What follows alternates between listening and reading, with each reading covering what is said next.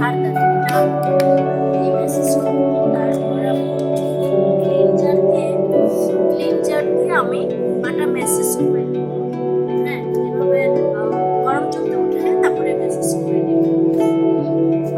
তারপরে পাটা ওটা দিয়ে খুব সুন্দর করে মেজে নিতে হবে। তারপর আমি কিছুক্ষণ দিয়ে রাখবো, ঠিক 10 মিনিট বা 15 মিনিট এটা ভিজিয়ে রেখে দেবেন। তারপর নরম হয়ে আসবে। তারপর যে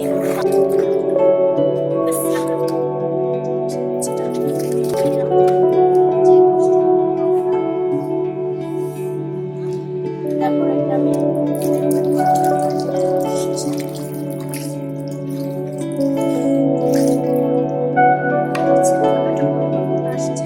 তারপরে যে এই দেখেন পরিবর্তনটা দেখেন, আগেরটাও দেখেন এখনটা দেখেন। এই যে করার পরে এই চ্যানেলগুলো পাশে করতে পারেন। Bye bye.